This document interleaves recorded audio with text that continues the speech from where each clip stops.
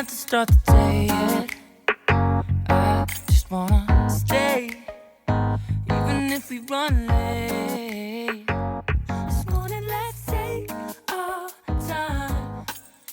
Everybody needs. สวัสดีค่ะนักเรียนยินดีต้อนรับเข้าสู่คาบวิชาภาษาอังกฤษนะคะก็กลับมาพบกับคุณครูรัตติพรอีกครั้งนะคะก็จะเป็นวิชาภาษาอังกฤษชั้นป .1 นะคะสำหรับเดือนนี้นะคะเดือนพฤศจิกายนเราก็จะมีใบงานทั้งหมด2ชุดนะคะก็จะเป็นชุดนี้ชุดที่1นะคะก็จะเป็นใบงานที่เกี่ยวกับการอ่านออกเสียงนะคะแล้วก็อีกชุดหนึ่งก็จะเป็นใบงานวันลอยกระทงนะคะในส่วนของอาทิตย์นี้ใบงานวันลอยกระทงเราเก็บก่อนนะคะยังไม่ได้เรียนนะคะใบงานนี้เก็บไว้ก่อนเดี๋ยวครูจะมาสอนทำในสัปดาห์ที่เป็นวันลอยกระทงนะคะเรามาดูชีทวันนี้ค่ะชีทวันนี้นะคะหน้าปกของป .1 นะคะก็จะเป็นแบบนี้ก่อนอื่นเลยก่อนที่จะทำอะไรทั้งหมดเลยให้นักเรียนเขียนชื่อนะคะนักเรียนจะใช้สีหรือว่าดินสอเขียนชื่อแสดงความเป็นเจ้าของได้เลยนะคะ name คือชื่อนะคะตรงนี้คุณครูก็จะเขียนชื่อคุณครูนักเรียนก็เขียนชื่อนักเรียนได้เลยนะคะอย่างเช่นคุณครูชื่อรัตติพรคุณครูก็เขียนรัตติพร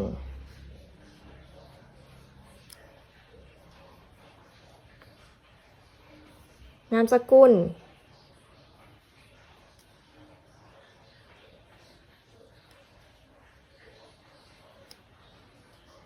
เพชรสังคาตค่ะนักเรียนจะเขียนเป็นภาษาไทยหรือภาษาอังกฤษก็ได้นะคะเอาให้ครูอ่านออกเนาะโอเคสะดวกภาษาอะไรได้หมดเลยและเขียนชั้นป.1 ทับเท่าไหร่ก็แล้วแต่นักเรียนนะคะคุณครูเขียนเป็น1 ทับ 1นะคะนักเรียนใครอยู่ป .1 ทับ 2ก็เขียนป .1 ทับ 2ใครอยู่ป .1 ทับ 1ก็เขียนป .1 ทับ 1นะคะเลขที่คุณครูเขียนเลขที่ของนักเรียนได้เลยเลขที่เลขที่23เลขที่25เขียนได้หมดเลยเฉพาะเลขที่ตัวเองนะคะคุณครูเขียนเลขที่30ห้องป .1 ทับ 1ไม่รู้ว่ามีเลขที่ใครตรงหรือเปล่าเนาะโอเคหลังจากนั้นให้นักเรียนระบายสีหน้าปกนะคะระบายไปเลยเอาให้สวยๆ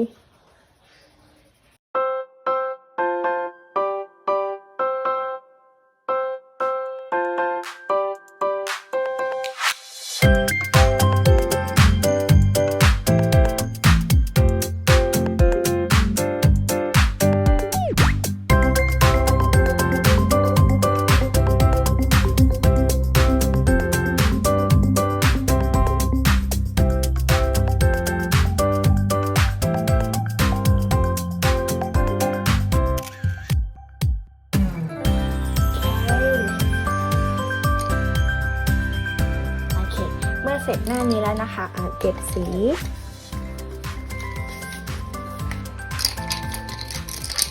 ขออนุญาตเก็บสีนะคะเปิดไปหน้าถัดไปได้เลยค่ะหน้าถัดไปนี้นะคะก็จะเป็นการฝึกการอ่านนะคะแบบโฟนิกการอ่านแบบโฟนิกเนี่ยเป็นยังไงเดี๋ยวเรามาดูกันค่ะอันนี้คือจะเป็นตารางสรุปนะคะคุณครูทำให้นักเรียนดูว่าแต่ละตัวเนี่ยมีเสียงแล้วก็ออกเสียงสระยังไงออกเสียงพยัญชนะยังไงนะคะมาดูตารางสรุปการออกเสียงโฟนิกและการเปรียบเทียบเสียงภาษาไทยค่ะอันนี้คือเสียงพยัญชนะทั้งหมดนะคะตัวนี้จะเป็นพยัญชนะหมดเลยนักเรียนลองสังเกตดูว่าเราจะไม่มีเสียงสระเลยเห็นไหมคะตัว A ไม่มีE ก็ไม่มี I ก็ไม่มี O และ U ก็ไม่มีนะคะตรงนี้จะเป็นเสียงพยัญชนะหมดเลยนะคะเดี๋ยวเรามาอ่านพร้อมกันก่อนตัว B เราเรียกตัวนี้ว่า B นะคะแต่ว่าเสียงของตัว B คือเสียงว่า B b แล้วก็แทนด้วยตัวบอใบไม้ค่ะนักเรียนออกเสียงตามคุณครูได้เลยนะคะ b b บอใบไม้ c k คอควายซอโซ่ d d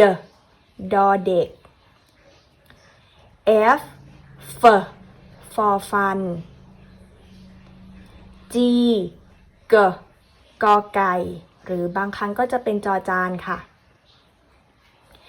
h h ฮอนกฮูก j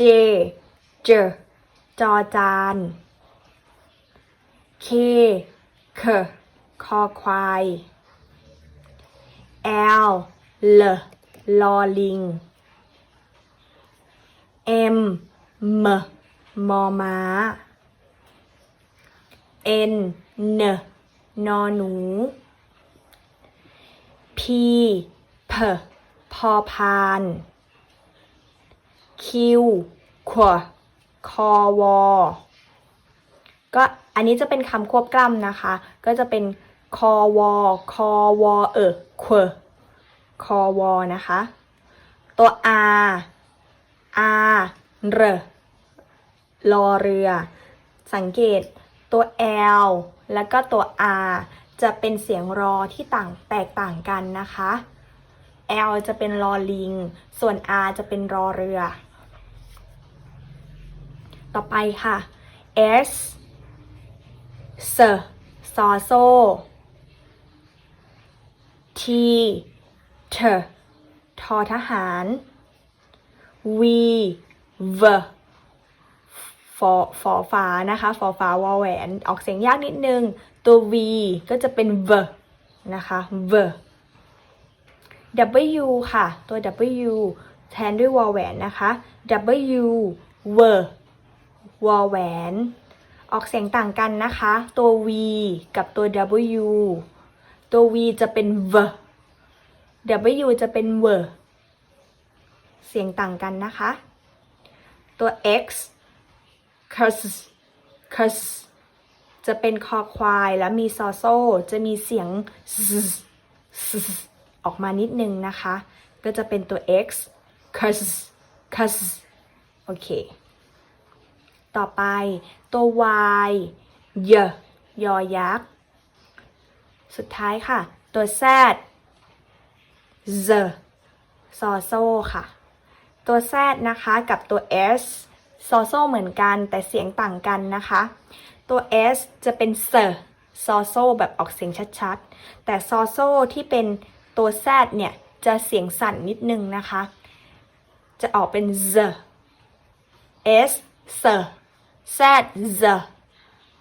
มันจะแตกต่างกันนิดนึงนักเรียนต้องสังเกตนะคะ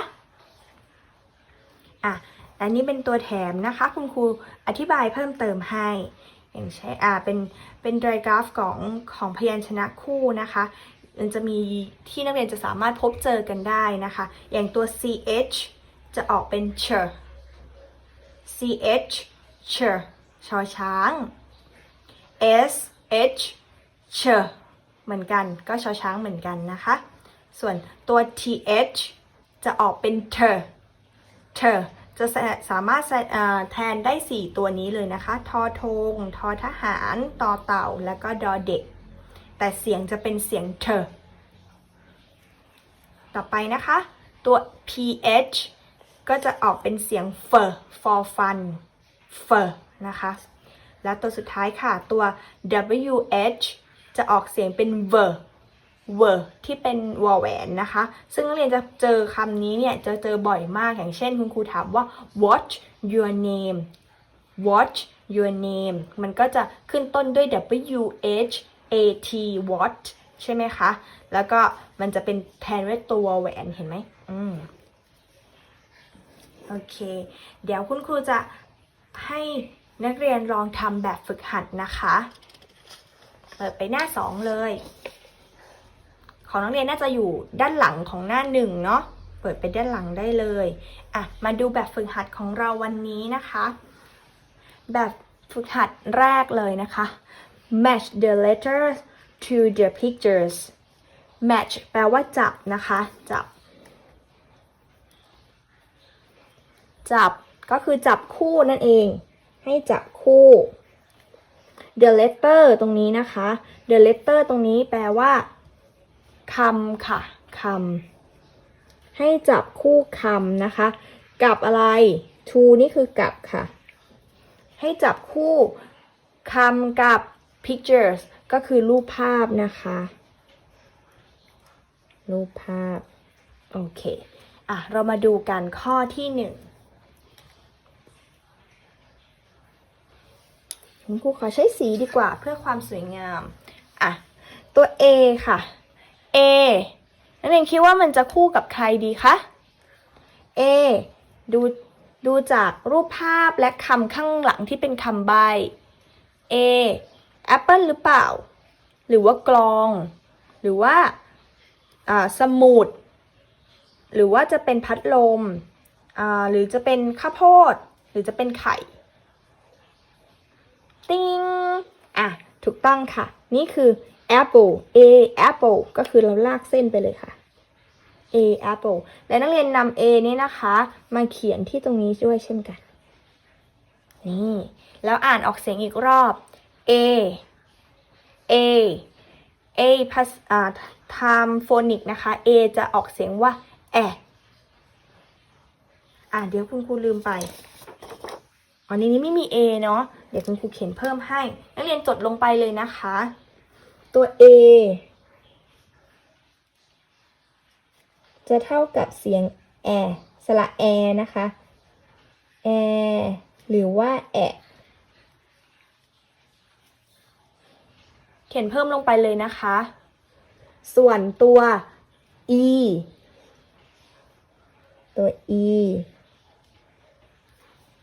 จะเสียงเทียบเท่าภาษาไทยก็คือเสียงสระA ค่ะ A หรือนะคะ A E I ตัว I นะคะตัว I ก็จะเทียบเท่ากับเสียง I ค่ะเสียง I A E I O ตัว O นะคะ O ก็คือจะเป็นเสียงอค่ะหรือว่าเสียง O นั่นเองได้2เสียงต่อไปจะเป็นเสียงสุดท้ายค่ะเสียง U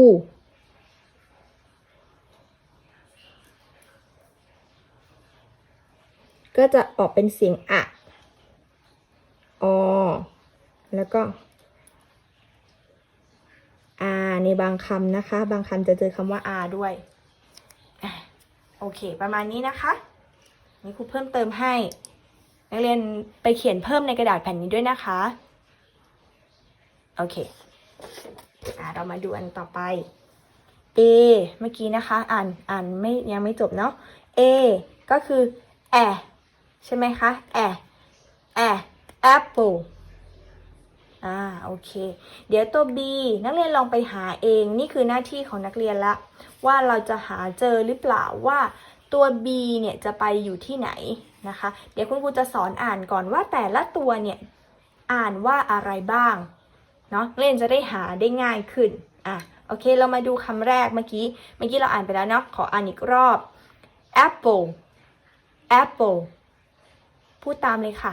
apple กลองนะคะ drum สมุดนะคะ book พัดลมค่ะ fan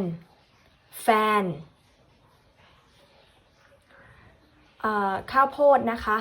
corn และสุดท้ายค่ะตัวสุดท้ายนี้นะคะ egg นักเรียนลองดูนะคะว่าจะเอา B ไปอยู่ที่ไหน C ตรงไหน D ตรงไหน E และ F จะอยู่ตรงไหนนะคะต่อไปหน้านี้ก็เช่นกันค่ะจับคู่เหมือนหน้าที่แล้วเลยเดี๋ยวคุณครูจะอ่านให้ฟังนะคะเดี๋ยวคุณครูจะไม่เฉลยแล้วนะนี่เป็นหน้าที่ของนักเรียนแล้วมาดูนะคะคำนี้เด็กผู้หญิงค่ะ girl girl น้ำแข็ง ice ice ราชาในพระมหากษัตริย์นะคะราชา king king สิงโตค่ะ lion lion มือค่ะ hand hand ตรงนี้เหยือกนะคะ jar jar โอเคหน้าที่4ทำเหมือนหน้าที่2และ3เลยนะคะ papaya papaya มะละกอค่ะอันนี้ราชินี queen queen นางพยาบาล nurse nurse พระจันทร์หรือว่าดวงจันทร์ moon moon หนู rat rat ส้มนะคะ orange orange หมดแล้วยังเหลือหน้าที่5อีก